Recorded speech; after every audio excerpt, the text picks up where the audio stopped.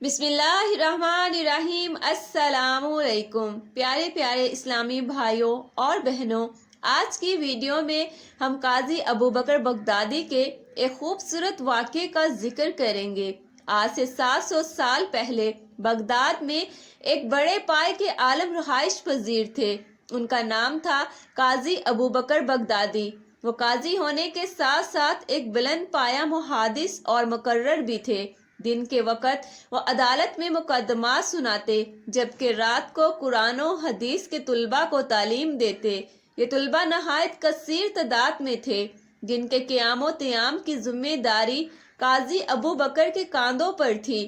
وہ نہ صرف ان طلباء کو 2 وقت کا کھانا مہیا فرماتے، بلکہ ان کی رہائش کا بندوبست بھی ان کے ذمہ تھا۔ ایک دن ان کے شاگردوں نے ان سے پوچھا، حضرت آپ کی تنخواہ تو معمولی ہے، تو پھر یہ اتنے ڈھیر سارے اخراجات کہاں سے پورے کرتے ہیں؟ طلباء کا سوال سن کر قاضی صاحب مسکرائے، پھر کہا، یہ ایک راز ہے۔ اس راز پر سے پردہ تب تک نہیں اٹھ سکتا جب تک کہ میں تمہیں اپنے ماضی کے چند عجیب و غریب واقعات نہ سنا دوں۔ اس لیے بہتر ہے کہ فی الحال تم اس راز کو راز ہی رہنے دو۔ شاگرد سمجھے کہ شاید اس وقت ان کا کچھ بتانے کا ارادہ نہیں، لہٰذا وہ چپ ہو رہے۔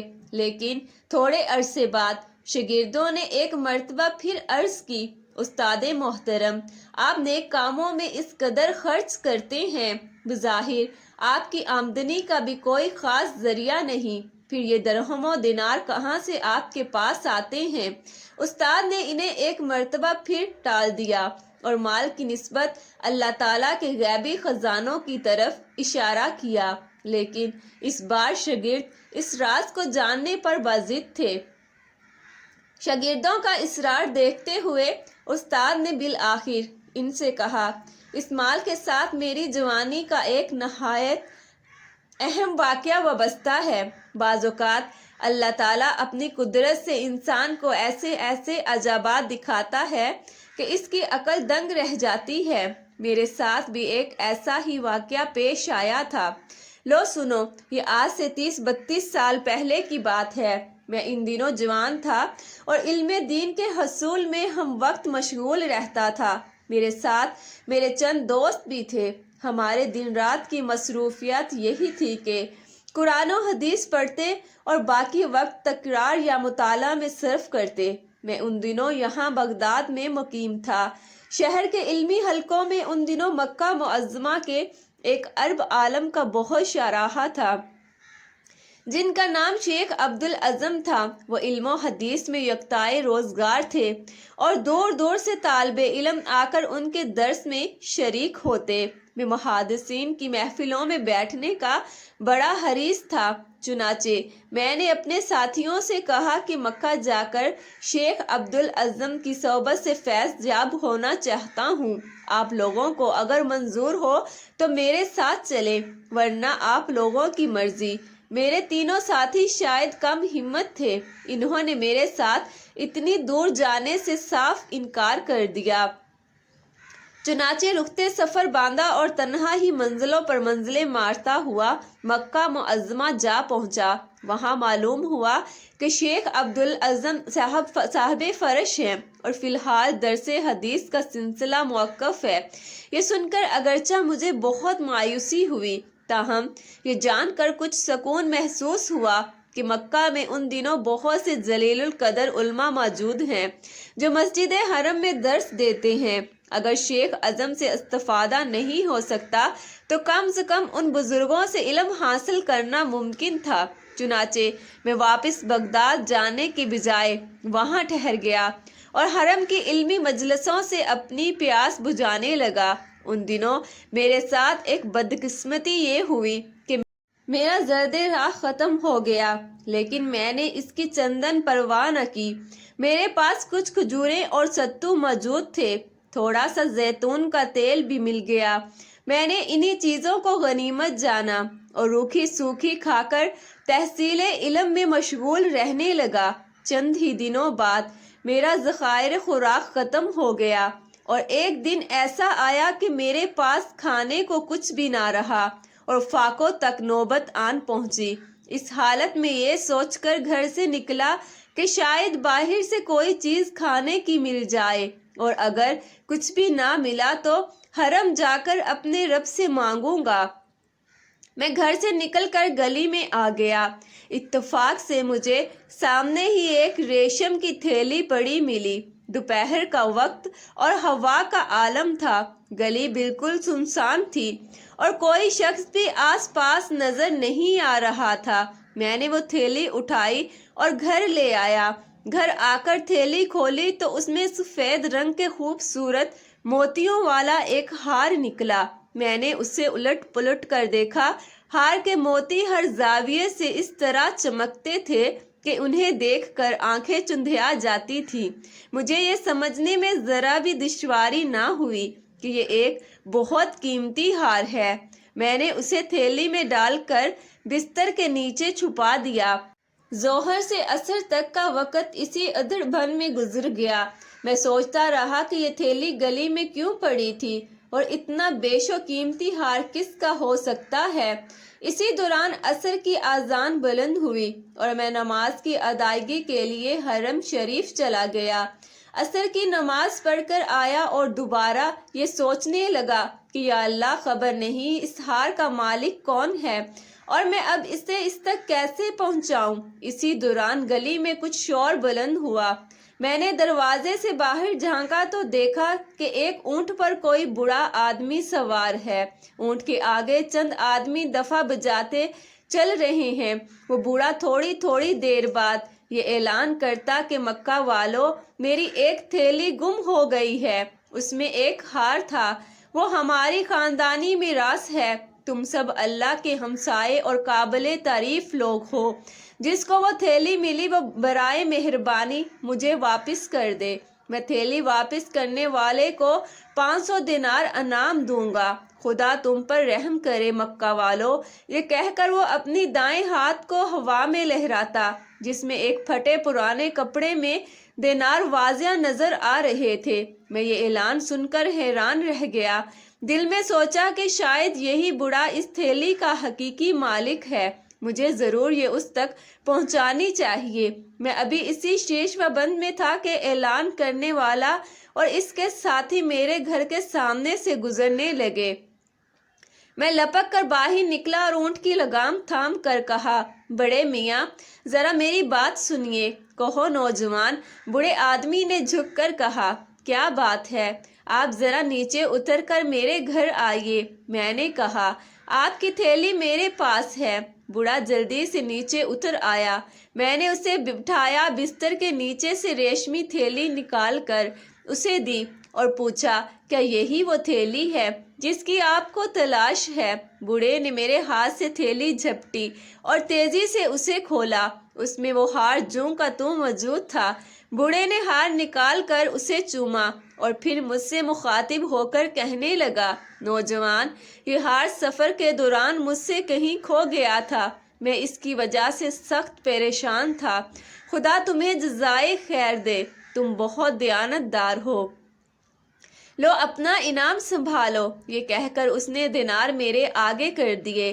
میں نے کہا، بڑے میاں، یہ ہار مجھے گلی میں پڑا ملا تھا، میں اسے اندر اٹھا لایا، یہ میرے پاس آپ کی امانت تھی، میرا تو یہ فرض تھا کہ میں اسے آپ کو واپس کروں، مجھے انعام کی ضرورت نہیں، میں اپنی نیکی فروخت نہیں کرتا۔ میری بات کا بوڑھے پر کوئی اثر نہ ہوا اور وہ بدصورت اس پر بضد رہا کہ میں دینار قبول کر لوں۔ اس نے بہت اصرار کیا، لیکن ادھر میں بھی اپنی بات پر جمع رہا۔ آخر وہ بوڑھا نہ مانا اور دینار میرے پاس چھوڑ کر چلا گیا۔ میرے پاس کچھ نہ تھا اور میں بہت بھوکا تھا، لہٰذا میں نے چارہ نہ چارہ ان دیناروں سے اپنی غذا کا بندوبست کیا اور مکان کے مالک کو کرایہ بھی ادا کیا۔ اسی دوران شیخ عبدالعظم نے حرم شریف میں دوبارہ درس و حدیث کا سلسلہ شروع کر دیا۔ میں نے موقع غنیمت جانا اور روزانہ شیخ کی خدمت میں حاضر ہونے لگا۔ میں کافی عرصے تک تحصیل علم میں مشغول رہا اور اسی دوران مالی ضرورتوں کے لیے وہی دینار کفالت کرتے رہے۔ آخر وہ دن بھی آ گیا جب میں نے جو کچھ سیکھنا تھا سیکھ لیا اور واپس بغداد جانے کے لیے جدہ کی بندرگاہ پر پہنچا۔ وہاں سے میں نے بحری سفر شروع کیا۔ کشتی کا ملاح اناڑی تھا، وہ ہمیں کسی غلط سمت لے گیا۔ ہم اتنے سب ڈرے ہوئے سہمے ہوئے بیٹھے تھے کہ کوئی کسی سے بات نہ کرتا۔ تھوڑی ہی دیر بعد اندھیرا چھا گیا اور بارش ہونے لگی۔ ملاح موسم کی شدت پر لعنت کرنے لگا۔ اسی دوران کشتی ہچکولے لینے لگی اور آخر کار ٹوٹ گئی۔ اس وقت ہم جس مصیبت سے دو چار تھے اس کا اندازہ لگانا آسان نہیں۔ آسمان پر بجلی کڑک رہی تھی اور نیچے سمندر کی طوفانی لہروں کا شور۔ ایسے میں خوف زدہ مسافروں کی چیخو پکار جاری تھی۔ میں اس سارے وقت میں آنکھیں بند کیے کشتی کے ایک تختے سے چمٹا رہا۔ سارا دن وہ تختہ سمندر میں تیرتا رہا۔ مجھے یہ بھی معلوم نہ تھا کہ میں کس طرف جا رہا ہوں اور باقی مسافروں کا کیا بنا۔ آخر کار خدا خدا کر کے وہ تختہ ایک جزیرے کے ساحل سے جا لگا۔ میرا ساحل کی ریت پر جا لیٹا۔ جب ذرا حالت سنبھلی تو اٹھ کر آگے بڑھا اور جنگلی پھلوں سے اپنی بھوک مٹائی۔ جب حواس بحال ہوئے تو دیکھا کہ جزیرے کے وسط میں ایک مسجد ہے اور کچھ دور آبادی بھی ہے۔ میں مسجد میں چلا گیا۔ وہاں قرآن پاک کے کچھ اورق رکھے تھے۔ میں انہیں پڑھنے لگا۔ مجھے قرآن پڑھتا دیکھ کر آبادی میں سے کچھ مرد اور عورتیں میرے پاس آئے اور کہنے لگے، اے شیخ، کیا آپ عالم ہیں؟ میں ایک طالب علم ہوں، میں نے عاجزی سے کہا۔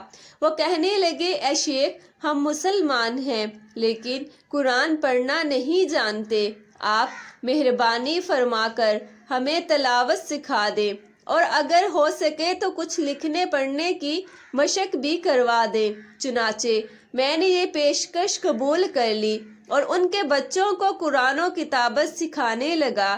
اس کے بدلے مجھے صبح اور شام کا کھانا مل جاتا۔ رفتہ رفتہ وہ لوگ مجھ سے بہت مانوس ہو گئے۔ وہ میری قدر کرتے تھے اور بڑے ادب سے حضرت اعلیٰ استاذ کہہ کر مجھے پکارتے۔ میری زندگی کے دن یوں ہی گزر رہے تھے۔ مجھے یہ بھی معلوم نہ تھا کہ میں کہاں ہوں اور کن لوگوں کے درمیان ہوں۔ ایک دن ان کے ایک بزرگ میرے پاس آئے اور بولے، یا شیخ، یہاں ایک یتیم بچی ہے، خاصی مالدار ہے اور سلیقہ شار بھی ہے۔ آپ شریف النفس ہیں اور تنہا بھی ہیں۔ ہم چاہتے ہیں کہ آپ اس بچی سے نکاح کر لیں، اس طرح آپ کی گزر بسر آسانی سے ہو سکے گی۔ میں نے انکار کر دیا لیکن وہ لوگ مسلسل اصرار کرتے رہے اور مجھے اتنا مجبور کیا کہ آخر کار میں نے ان کی بات مان لی۔ چنانچہ میرے نکاح کے انتظامات ہوئے۔ نکاح کی رات جب میں نے اپنی دلہن کو دیکھا تو اس کے گلے میں وہی ہار تھا جو میں نے مکہ میں اس بوڑھے کو واپس کیا تھا۔ میں ہار دیکھ کر بہت حیران ہوا اور گھر سے باہر آ کر لوگوں کو سارا ماجرا سنایا۔ میری بات سن کر لوگوں نے اس زور سے نعرہ لگایا کہ ان کی آواز پورے جزیرے میں گونج گئی۔ میری حیرانی ہونزہ باقی تھی، بلکہ اس بات سے مجھے مزید حیرت ہوئی۔ مجھے پریشان دیکھ کر جزیرے والوں نے بتایا، وہ بڑے میاں جنہیں آپ نے مکہ میں ہار واپس کیا تھا، اس بچی کے والد تھے۔ آپ سے پہلے وہی اس مسجد کے امام بھی تھے۔ وہ اکثر کہا کرتے تھے کہ مجھے زندگی میں سچے و ایماندار لوگ کم ہی ملے ہیں۔ ان میں وہ مسلمان نوجوان بھی شامل ہے جس نے مجھے میرا خاندانی ہار واپس کیا تھا۔ یا اللہ، میں تجھ سے دعا کرتا ہوں کہ مجھے اس سے دوبارہ ملا دے تاکہ اپنی بیٹی کا نکاح اس سے کر دوں۔ اور اب ایسا ہو بھی گیا۔ ہم سب قدرت کے اس اتفاق پر حیران ہیں اور اس خوشی میں ہم نے اللہ اکبر کا نعرہ لگایا ہے۔ ان کی بات سن کر مجھے بھی بہت خوشی ہوئی اور میں نے اللہ کا شکر ادا کیا۔ میں پھر اپنی بیوی کے ساتھ مدت تک اس جزیرے میں رہا اور بہت خوشگوار زندگی گزاری۔ بعد ازاں جب میری رفیق حیات کا انتقال ہوا تو میں پھر تنہا ہو گیا۔ کچھ عرصہ تو میں اس جزیرے میں رہا پھر ان لوگوں سے اجازت لے کر بغداد واپس آ گیا۔ وہ ہار ابھی تک میرے پاس تھا۔ جزیرے والوں نے باخوشی اسے مجھے اپنے ساتھ لے جانے کی اجازت دے دی۔ بغداد میں وہ ہار ایک تاجر کو پسند آ گیا۔ اس نے کئی لاکھ دینار میں وہ مجھ سے خرید لیا۔ میں نے دینار اپنے پاس سنبھال رکھے ہیں، انہی سے میں تم لوگوں کے اخراجات پورے کرتا ہوں، چونکہ میں اسے نیکی کے کاموں میں خرچ کرتا ہوں، اسی وجہ سے برکت ہی برکت ہے۔ یہ داستان بیان کرنے کے بعد شیخ ابو بکر بغدادی خاموش ہو گئے اور پھر اللہ تعالیٰ کی بڑائی بیان کرنے لگے۔ شاگرد بھی یہ جان کر مطمئن ہوئے کہ ان کے استاذ کو رب کائنات کی طرف سے دولت عطا ہوئی ہے۔ پیارے پیارے سے اسلامی واقعات سننے کے لیے چینل کو سبسکرائب کر لیں۔ ویڈیو اگر اچھی لگی ہو تو لائک کر دیں۔ نیکسٹ ویڈیو تک اللہ حافظ، اللہ نگہبان۔